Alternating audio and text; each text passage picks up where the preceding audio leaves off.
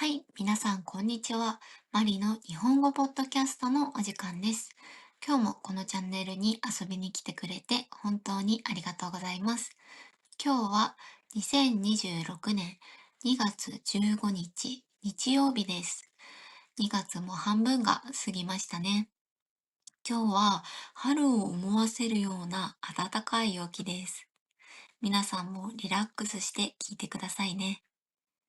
このポッドキャストは自然な日本語のスピードに耳を鳴らすことでリスニング能力を上げることを目的としています。最初は意味がわからなくても大丈夫。完璧を目指さず、まずは継続して聞き続けてみてください。さて、本題に入る前に少しだけ私の日常のお話をさせてください。先日、小学生の時の友達と久しぶりに食事をしてきたんです。彼女とは千葉の同じ小学校に通っていて、放課後はよく九十九里浜の近くを散歩したり、自然豊かな環境で一緒に遊んだりしていた仲なんです。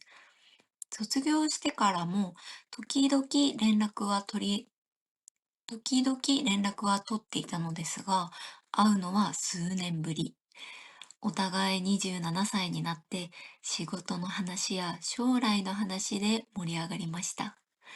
彼女は今、都心の大きな会社でバリバリ働いてるのですが、ふとこんなことを言ったんです。最近さ、朝起きてもどうしてもやる気が出ない日があるんだよね。やるべきことは分かっているのに、心が重くて動けないっていうか。マリはそういう時どうしてる？その時、私は彼女の話を聞きながら、これは日本語を勉強しているリスナーの皆さんの中にも同じように感じている人がいるかもしれないなと思ったんです。新しい単語を覚えなきゃいけない。読解の練習をしなきゃいけない。でも、どうしてもやる気が出ない。モチベーションという名の燃料が切れて立ち止まってしまうことってありますよね。そこで今日のテーマは、何もやる気が起きない、モチベーションが低い時どうするという心のコンディションの整え方についてお話ししていこうと思います。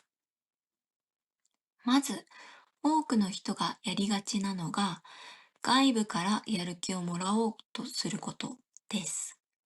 例えば、テンションの上がる音楽を爆音で聴いたり、成功者の動画を見たりして、無理やり自分を奮い立たせようとすること。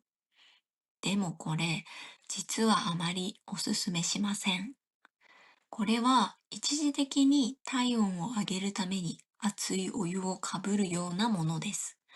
その瞬間は温まった気がしますが、お湯が冷めた瞬間にもっと深い冷え込みと疲れがどっと押し寄せてしまいます。無理に外部から刺激を取り込もうとすると、自分の心の自然なリズムとの差に疲れてしまうんですよね。じゃあ、どうすればいいのか。私が一番大切にしている方法は、まず5分だけやってみることです。これ、実は動くことで脳の活動スイッチが入ると言われてるんです。でも、コツは5分だけと自分と約束すること。1時間勉強すると決めると、まるで重い荷物を背負って高い山に登るようなプレッシャーを感じますが、5分だけペンを持つ、5分だけポッドキャストを聞き流すなら、少しだけやってみようかなと思いませんか？始めてみると、不思議とそのまま10分、20分と続いてしまうことが多いんです。これは止まっている重い扉を動かすのは大変だけど、一度動き出せばスムーズに開いていくのと同じですね。でも、どうしてもその5分すら続けられない、始めることすらできない時もありますよね。そんな時は、あなたの心や体のエネルギーが本当に空っぽになっているサインかもしれません。そんな時は、携帯やテレビを思い切って置いて、自分の心の声を聞いてみてください。現代の私たちは常にスマホから流れてくる情報の波にさらされています。やる気が出ない時にスマホを見てしまうと、脳がさらに情報処理に追われて余計に疲れてしまいます。一度便利な道具をすべて置いて静かな場所で深呼吸してみましょう。そして自分の気持ちを声に出して、なぜ始めたくないのかを自分に話してみるんです。今日はなんだか頭が重いな。昨日の仕事で少し緊張しすぎたのかな。本当は勉強したいけど、難しい文法がわからなくて、また失敗するのが不安なのかもしれない。以前、アイネコの無限に話しかける練習が大事だと言いましたが、自分自身に話しかけることも同じくらい大切です。声に出してみることで、もやもやしていた感情が整理されます。自分自身のことを一歩引いて、冷静に観察してみる。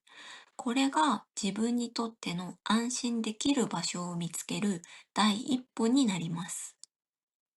自分の今の状態が見えてきたら、次はやるべきこと、やったらいいこと、やりたいことを紙に書き出して整理してみましょう。やるべきことは、期限が決まっている仕事や宿題、生活に必要なこと。やったらいいことは、日本語の勉強、運動、掃除など自分の成長につながること。やりたいことは、読書、猫と遊ぶ、ただゆっくり寝る。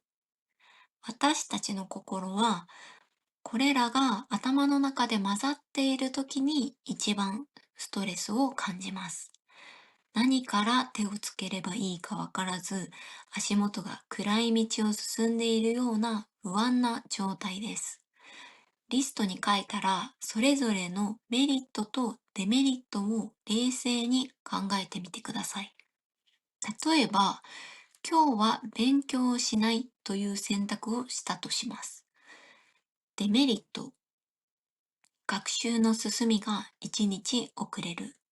メリット、心がリラックスして明日からの集中力が回復する。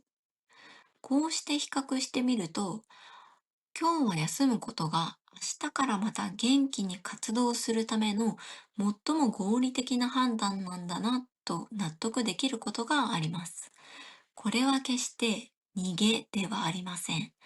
自分自身の体調や状況に合わせて戦略的に休息を選んだ前向きな決断なんです。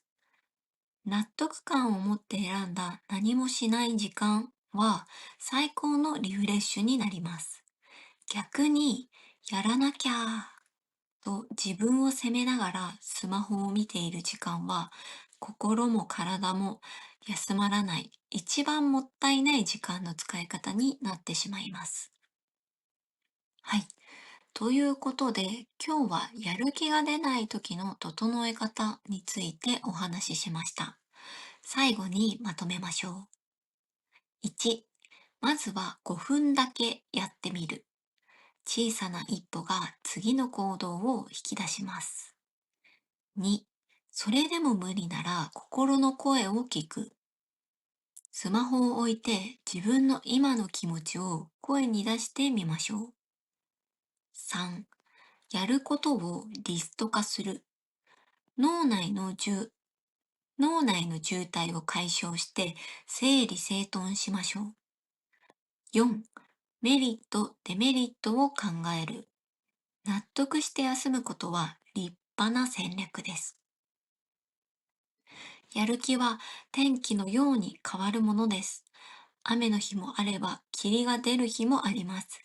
完璧主義という重い荷物を置いて、不完全なままの自分を、いっか、と受け入れてあげてください。